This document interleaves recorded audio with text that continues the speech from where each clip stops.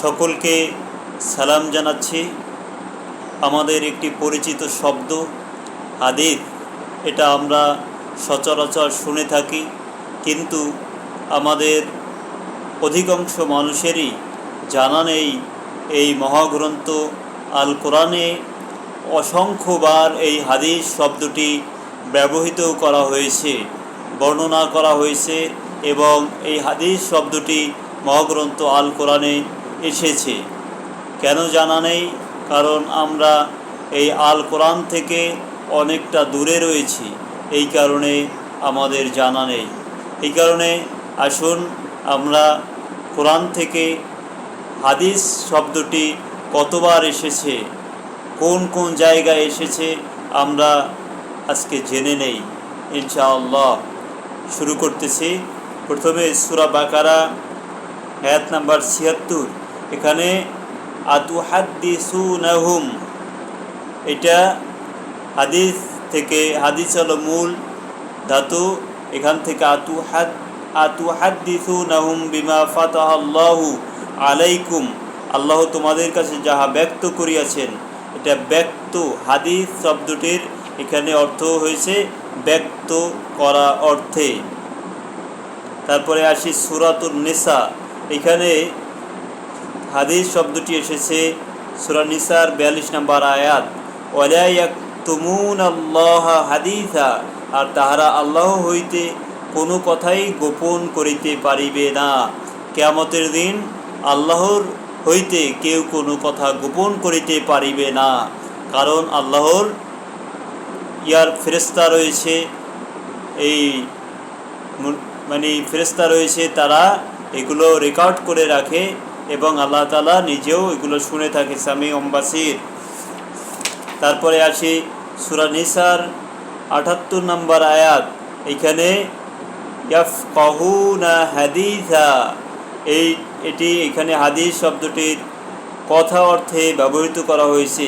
এই সম্প্রদায়ের হইল কি যে ইহারা একেবারেই কোনো কথা বোঝে না। এই সম্প্রদায়ের হইল কি যে ইহারা কোনো কথাই বোঝে না। তারপরে আসি সূরা বাকারার সূরা নিসার ৮৭ নম্বর আয়াতে। সূরা নিসার ৮৭ নম্বর আয়াতে এখানে বলা হয়েছে ওমান আসদাকু মিনাল্লাহি হাদিসা, আল্লাহর চাইতে কার কথা সবচেয়ে সত্য হতে পারে। এখানে হাদিস শব্দটির অর্থ বলা হয়েছে, কথা অর্থে ব্যবহার করা হয়েছে। পরে আসি সূরা নিসা আয়াত নাম্বার ১৪০। এখানে ফি হাদিসিন গায়রিহি, অন্য প্রসঙ্গে বা অন্য কথায় লিপ্ত না হইবে। এখানে অনুবাদটা হলো, কিতাবে তোমাদের প্রতি তিনি তো অবতীর্ণ করিয়াছেন যে যখন তোমরা শুনিবে আল্লাহর আয়াত প্রত্যাখ্যাত হইতেছে এবং উহাকে বিদ্রূপ করা হইতেছে, তখন যে পর্যন্ত তাহারা অন্য কথায় লিপ্ত না হইবে তোমরা তাহাদের সঙ্গে বসিও না, অন্যথায় তোমরাও উহাদের মতো হইবে।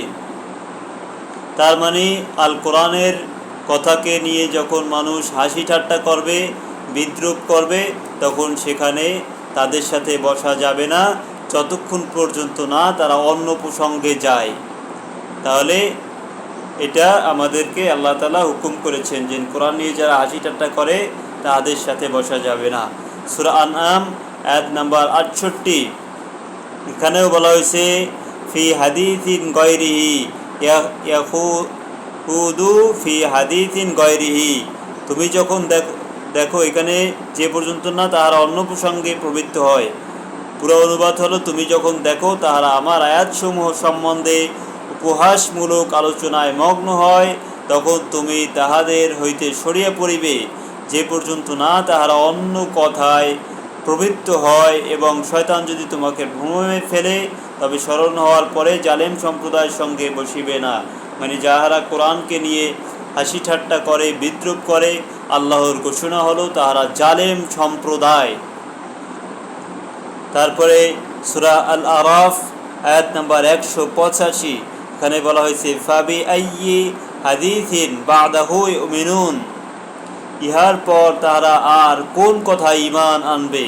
মানে ইহার পর, মানে আল কোরআনের পর তাহারা আর কোন কথা ঈমান আনবে, কথা অর্থে ব্যবহৃত করা হয়েছে হাদিস শব্দটি।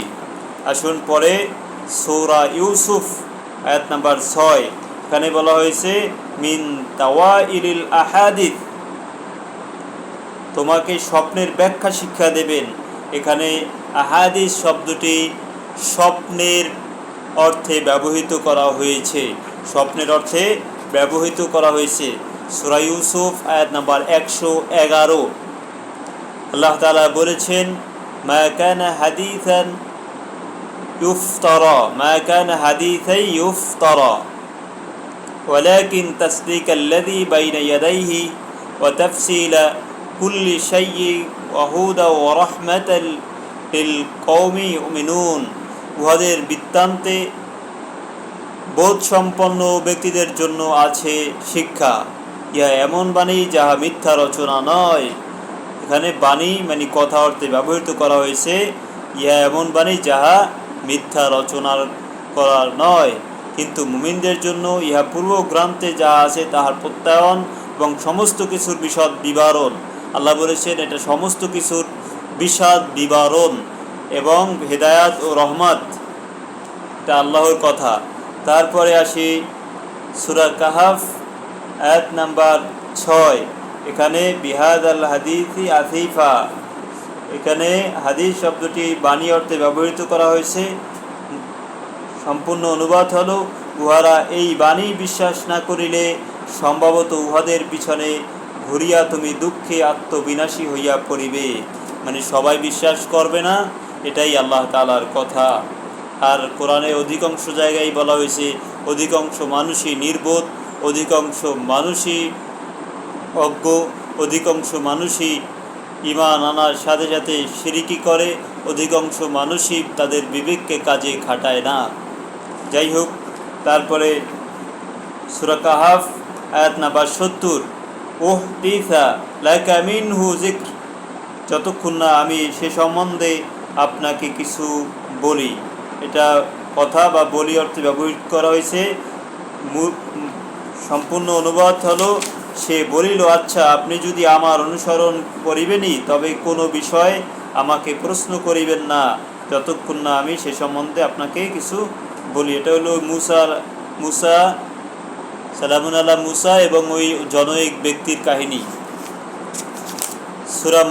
সূরা তাহা আয়াত নাম্বার 9, ওয়াহাল আতাকা হাদিসু মুসা, মুসার বৃত্তান্ত তোমার নিকট পৌঁছিয়েছে কি, এখানে বৃত্তান্ত বা বর্ণনা অর্থে ব্যবহৃত করা হয়েছে। তারপরে সূরা আম্বিয়া মির রব্বিহিম মুহদাসিন, এখানে নতুন উপদেশ। এই মুহদাসিন শব্দটির অর্থ নতুন উপদেশ অর্থে ব্যবহৃত করা হয়েছে। সম্পূর্ণ অনুবাদ হলো যখনই উহাদের নিকট উহাদের প্রতিপালকের কোনো নতুন উপদেশ আসে উহারা উহা শ্রবণ করে কৌতুকচ্ছলে, মানে যখন কোরআনে নতুন কথা শোনে তখন বলে এটা তো নতুন শুনতেছি। এরকম কিছু মানুষ আছে, যেমন আমরা যখন বলি কোরআনে সালামুন আলাইকুম আছে, সালাম আছে, সালামুন আলাইকা আছে, তখন বলতেছে এগুলা অন্য মানুষ বোঝে না, তখন এটাকে কি করে কৌতুকচ্ছলে নেয়। আল্লাহ আমাদেরকে বোঝার তৌফিক দান করুক। তারপরে সূরা মুমিনুন ওয়াজআলনাহুম আহাদিস, আমি উহাদের কাহিনীর বিষয় করিয়াছি। এখানে কাহিনীর বিষয় মানে হলো কাহিনী বা বৃত্তান্ত বর্ণনার শব্দের ব্যবহার করা হয়েছে হাদিস শব্দটি। অতঃপর আমি একের পর এক আমার রাসূল প্রেরণ করিয়াছি, যখনই কোনো জাতির নিকট তাহার রাসূল আসিয়াছে তখনই উহারা তাহাকে মিথ্যাবাদী বলিয়াছে। অতঃপর আমি উহাদের একের পর এককে ধ্বংস করিলাম, আমি উহাদেরকে কাহিনীর বিষয় করিয়াছি, সুতরাং ধ্বংস হোক অবিশ্বাসীরা। তারপরে আসি সূরাতুশ শুআরা আয়াত নাম্বার 5, এখানে মুহদাসিন ইল্লা কানু আনহু মুরিদিন, এখানে মুহদাসিন নতুন উপদেশ অর্থে ব্যবহৃত করা হয়েছে। এখানে মোট সম্পূর্ণ অনুবাদ হলো, যখনই উহাদের কাছে দয়াময়ের নিকট হইতে কোনো নতুন উপদেশ আসে তখনই উহা হইতে মুখ ফিরাইয়া নেয়। তারপরে আসি সূরা লুকমান। সূরা লুকমান আয়াত নাম্বার 6। এখানে লাহওয়াল হাদিস শব্দটি ব্যবহার করা হয়েছে, যার অনুবাদ হলো অসার বাক্য বা অসার কথা, মানে অপ্রয়োজনীয় বাক্য বা অপ্রয়োজনীয় কথা। আসুন অনুবাদটি দেখি। মানুষের মধ্যে কেহ কেহ অজ্ঞতাবশত আল্লাহর পথ হইতে বিচ্যুত করিবার জন্য অসার বাক্য ক্রয় করিয়া নেয় এবং আল্লাহ প্রদর্শিত পথ লইয়া ঠাট্টা বিদ্রুপ করে, উহাদের জন্য রহিয়াছে অবমাননাকর শাস্তি। তার মানে যে জিনিস ক্রয় করে, যে জিনিস করে, আপনাকে কোরআন থেকে মানুষ অন্য পথে নিয়ে যাবে, সেটাকেই বলা হয়েছে লাহওয়াল হাদিস, অভ্যন্তর বা অসার বাক্য, অসার কথা, ক্রিয়া। তারপরে আছে সূরা সাবা আয়াত নাম্বার 19। এখানে ফাজআলনাহুম আহাদিস, আমি উহাদেরকে কাহিনীর বিষয়বস্তুতে পরিণত করলাম। সম্পূর্ণ অনুবাদটি পড়ি। কিন্তু উহারা বলিল, হে আমাদের প্রতিপালক, আমাদের সফরের মানজিলের ব্যবধান বর্ধিত করো। উহারা নিজেদের প্রতি জুলুম করিয়াছিল, ফলে আমি উহাদেরকে কাহিনীর বিষয়বস্তুতে পরিণত করিলাম এবং উহাদেরকে ছিন্ন ভিন্ন করিয়া দিলাম। ইহাতে প্রত্যেক ধৈর্যশীল কৃতজ্ঞ ব্যক্তির জন্য নিদর্শন রহিয়াছে। আসি পরের আয়াতে আসি। আল্লাহ তাআলা বলতেছেন সূরা জুমার আয়াত নাম্বার 23, আল্লাহু নাজ্জালা আহসানাল হাদিসি কিতাবাম মুতাশাবিহা মাসানি, আল্লাহ অবতীর্ণ করিয়াছেন উত্তম বাণী সম্বলিত কিতাব, যাহা সুসমঞ্জস্য। আল্লাহ অবতীর্ণ করেছেন আহসানাল হাদিস, উত্তম বাণী বা উত্তম বাণী সম্বলিত কিতাব আল্লাহ তাআলা অবতীর্ণ করেছেন। আল্লাহ তাআলা এই মহাগ্রন্থ আল কোরআনকে তিনি আহসানাল হাদিস বলে কোরআনের সূরা জুমার ভিতরে উল্লেখ করেছেন। আমরা এই সমস্ত শব্দগুলো থেকে অনেক দূরে, আমরা কোনোদিন এগুলো মনে হয় অনেকেই শুনিনি, কারণ আমাদের শুনতে দেওয়া হচ্ছে না। তারপরে আসি সূরা জাসিয়া আয়াত নাম্বার 6।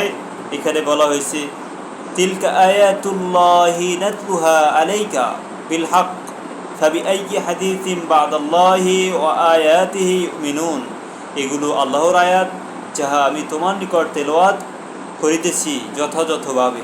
সুতরাং আল্লাহর এবং তাহার আয়াতের পরিবর্তে উহারা আর কোন বাণীতে বিশ্বাস করবে? এখানে বলছে আল্লাহর কথা এবং তার আয়াতের পরিবর্তে অন্য কোন কথায় বিশ্বাস করবে? মানে আল্লাহ তাআলা আপনাকে আটকিয়ে দিয়েছে, তো আমরা যাব কোন পথে? আল্লাহ তাআলা বলেছেন তো এই আয়াত, এই হাদিস পর অন্য কোনো হাদিসের দিকে যাওয়া যাবে না এই বাণীর পরে। আল্লাহু নাজ্জালা আহসানাল হাদিস, উত্তম হাদিস বলেছেন আল কোরআনকে। তারপরে আসি সূরা জারিয়াত, হাল আতাকা হাদিসু দাইফি ইব্রাহিম আল মুকরামিন, তোমার নিকট ইব্রাহিমের সম্মানিত মেহমানদের বৃত্তান্ত আসিয়াছে কি? এখানে বৃত্তান্ত অর্থে ব্যবহৃত করা হয়েছে। তারপরে আসি সূরা তালাক। সূরা তালাক, এখানে লা তাদরি লাআল্লাল্লাহা ইউহদিসু বা'দা যালিকা আমর, হয়তো আল্লাহ ইহার পর কোনো উপায় করিয়া দেবেন। সূরা তালাক আয়াত নাম্বার 1 সম্পূর্ণ পড়ে নেবেন। তারপরে বলতেছেন এখানে যে শব্দটি ব্যবহার করা হয়েছে ওয়াইজা আসাররান নাবিয়্যু ইলা বাদি আজওয়াজিহি হাদিসান, স্মরণ করো নবী তাহার স্ত্রীদের একজনকে গোপনে একটি কথা বলিয়াছিল। এখানে কথা শব্দের অর্থে ব্যবহৃত করা হয়েছে।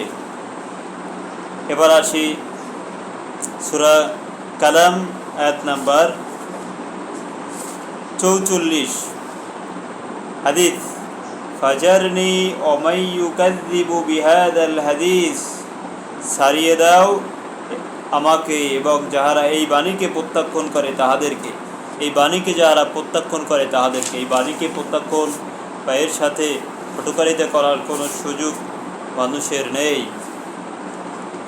তারপরে সূরা মুরসালাত আয়াত নাম্বার 50, আল্লাহ বলেছেন, ফাবিআইয়ি হাদিসিন বাদাহু ইউমিনুন, সুতরাং উহারা কোরআনের পরিবর্তে আর কোন কথায় বিশ্বাস স্থাপন করবে। কোরআনের পরিবর্তে আর কোন কথায় বিশ্বাস স্থাপন করবে। এখানে বলা হয়েছে, আল্লাহ তাআলা হাদিসুল গাশিয়া, তোমার নিকট কি কিয়ামতের সংবাদ পৌঁছিয়েছে কি। তারপরে সূরা দোহা, ওয়াম্মা বিনিআমাতি রাব্বিকা ফাহাদিস, তুমি তোমার প্রতিপালকের অনুগ্রহের কথা জানাইয়া দাও।